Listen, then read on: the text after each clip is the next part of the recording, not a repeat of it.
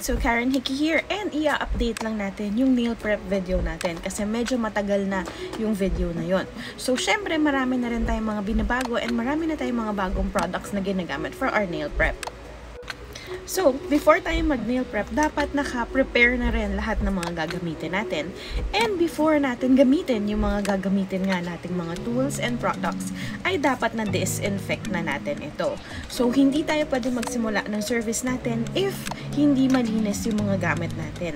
So, number 1 yun. Pinaka-importante sa lahat para maiwasan yung infection is malinis yung mga tools natin.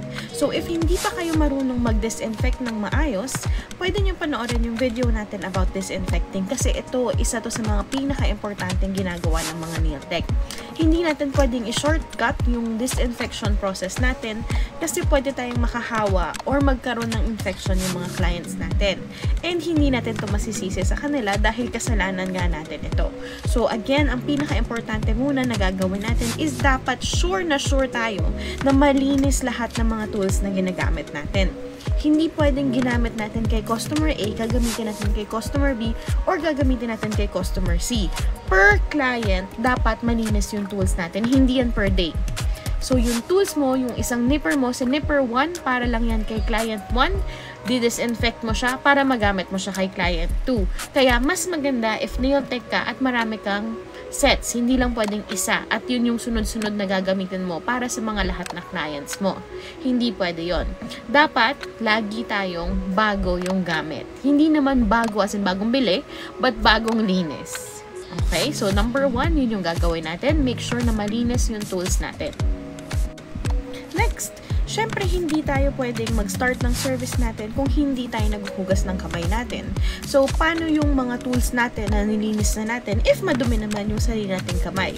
So, in other countries, gumagamit talaga sila ng gloves, but here in the Philippines, iniiwasan yan ng mga nail tech. So, as much as possible, mas maganda if naka-gloves tayo, but if hindi kayo sanay, then mas maganda if sure kayo na na-wash nyo yung kamay nyo. And make sure na nag-wash din yung clients nyo ng kamay nila. So, hindi lang ikaw, but syempre pati yung clients mo kasi mahahawakan mo siya and mahahawakan niya rin yung mga gamit mo. So, importante yun. Another thing na dapat gawin natin if magsa-start pa lang tayo ng service natin is to make sure na wala ng enhancement yung mga clients natin. So, we remove the gel polishes, we remove the regular polishes, we remove the nail extensions. And ang removal na to, syempre yung process ng removal nyo is may bayad yan. It's an additional service. Hindi yan kasama doon sa service na gagawin mo unless sinama mo siya mismo. Okay? But two different services yan, kaya may charge tayo for your removal process. So again, we have a video for the removal process. So panoorin nyo na lang yung video natin when it comes to the removal process para safe na safe yung mga nails ng clients ninyo. So if ever meron kayong mga nail tech na na-encounter na nabubutas yung mga kuko nyo, ibig sabihin may chance na mali yung filing or removal process na ginagawa nila. So dapat safe na safe kung ano yung itsura ng nails ng clients mo before sila mag-start ng service. Ganun din yung magiging itsura once na na-remove yun na yung enhancements nila. Unless, syempre, may mga aksidenteng nangyari. Once na-remove na natin yung mga gel polishes nila and other enhancements na nasa kuko nila, pwede na tayong mag-start ng preparation service natin. So, ang nail prep, katulad ng sinabi ko dun sa old video ko, ang pinaka-importanting part para tumagal yung nail extensions nyo. Hindi pwedeng skip yung step na to kahit gusto pa yan gawin ng mga clients nyo. Dahil if nag-skip kayo ng step na to, pwedeng hindi kumapit yung nail extensions nyo or yung nail enhancements nyo. So, same lang naman yung nail prep natin when it comes to your gel polish, when it comes to your gel extensions, when it comes to your acrylic extensions. So, ang pinaka-importante dito is malinis natin yung kuko and ma-prep natin siya para mas kumapit yung enhancement na ilalagay natin sa kanya.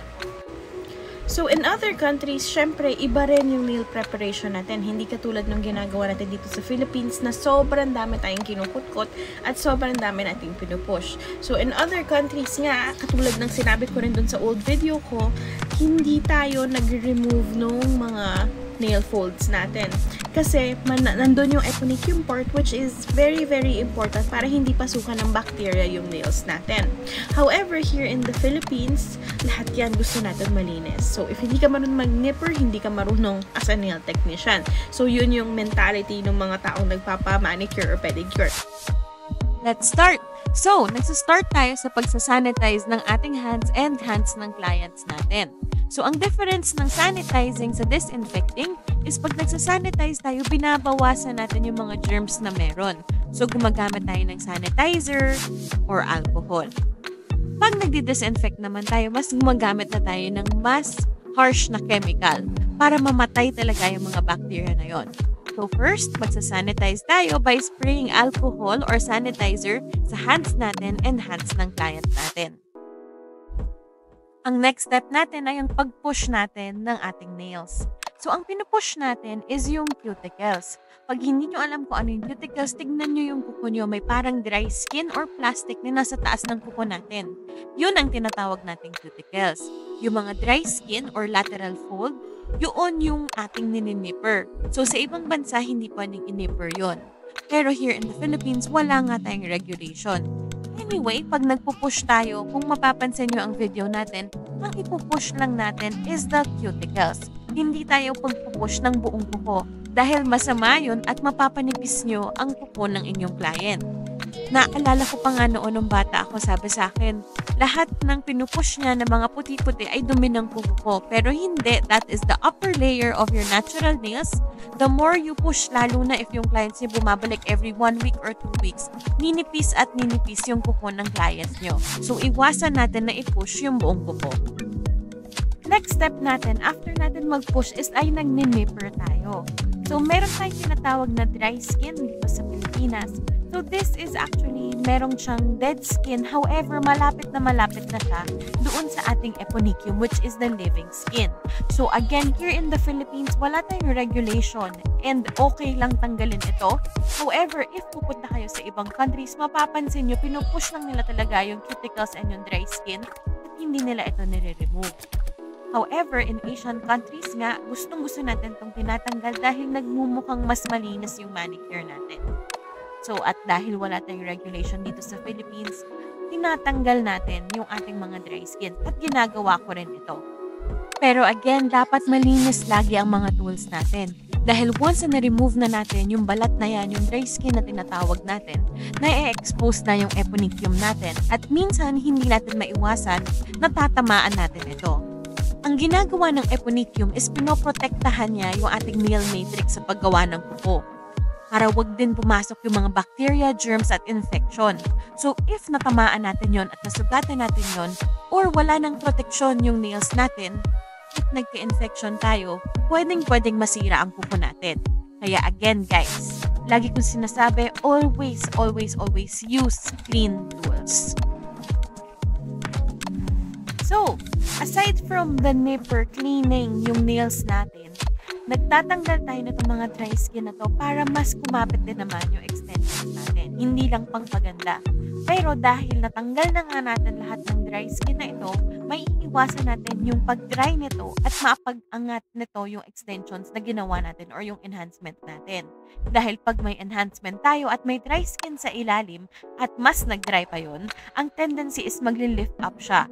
So, sasama yung enhancement na ginawa natin. So, yun talaga yung purpose ng pagtanggal natin ng mga dry skin na ito. So, pinaghiwalay-hiwalay ko lang lahat yung pushing, nipping, tsaka itong gagawin natin ngayon which is nail shaping. Pero kasama itong lahat na to sa cleaning process. So, sa cleaning process, inaayos na natin yung nails para malinis na ito at madali na itong makakapitan ng enhancement natin later on. So, pagdating naman sa shaping, isasama na natin dito si buffing and filing. Kasama na rin dito si nail cutting. So, ang nail cutting, ibig sabihin is nagka-cut tayo ng kuko gamit ang nail clipper para mas madalian tayo if medyo mahaba yung kailangan natin tanggalin. Hindi naman mahaba yung kailangan natin tanggalin, pwede na natin siyang idiretso sa filing. Pag filing naman, ibig sabihin binabawasan natin ng paunti-unti ang ating kuko.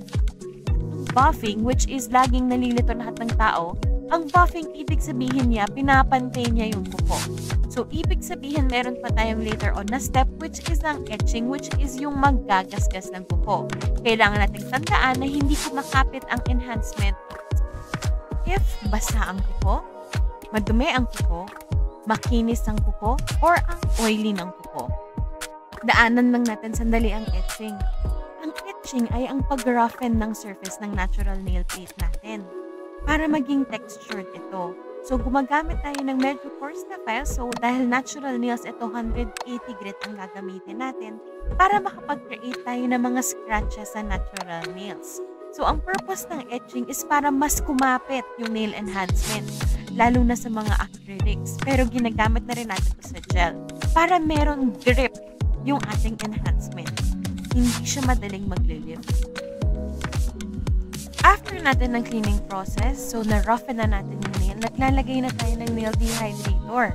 Ang nail dehydrator or nail dehydrant ay ginagamit natin para ma-remove yung mga oils and moisture na meron tayo sa natural nail plate. Yun talaga ang pinakatrabaho niya.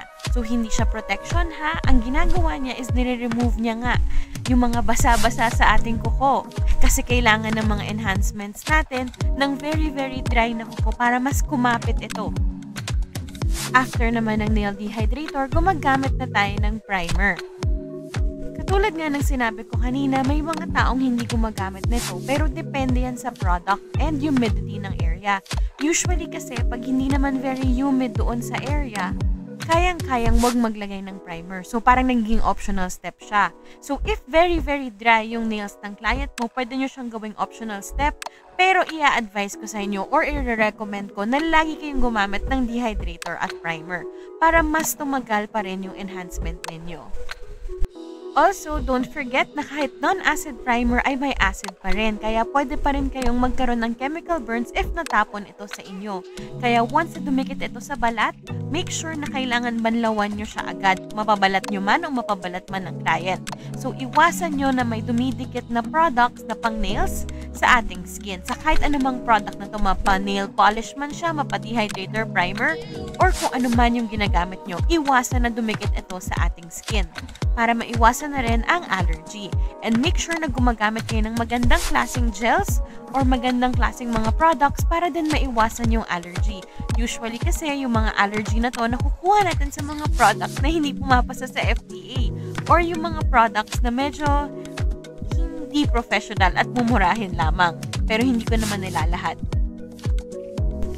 If acrylic ang enhancement mo, tapos na yung ating nail prep.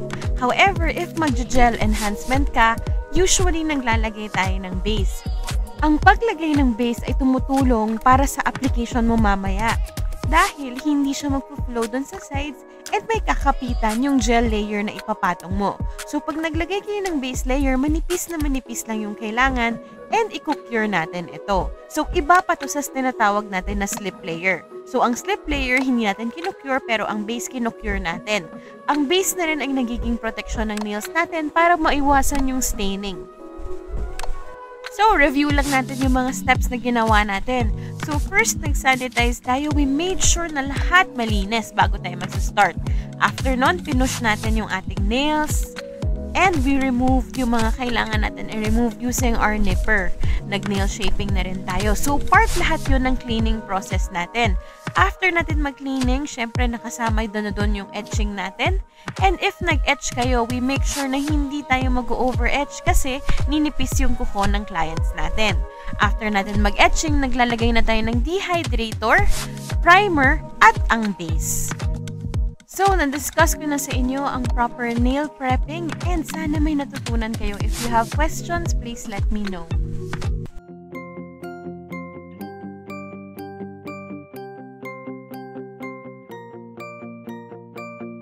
Hi everyone! Salamat sa panonood. Ang layunin ko ay matulungan kayong i-level up ang inyong mga kasanayan sa nail art at nail extensions. Umaasa akong makakatulong ito sa inyo para i-boost nyo ang inyong mga presyo sa serbisyo at mas magumaling kayo. Talagang pinahalagahan ko ang lahat ng support na ninyo. Kung gusto nyo pang makakita ng mga video na katulad nito, huwag niyong kalimutan na pakipindot ang like button at mag-subscribe para naman malaman ko kung interesado kayo at makagawa pa ako ng maraming ganitong klaseng video. Again, salamat at excited akong makita kayo sa next video.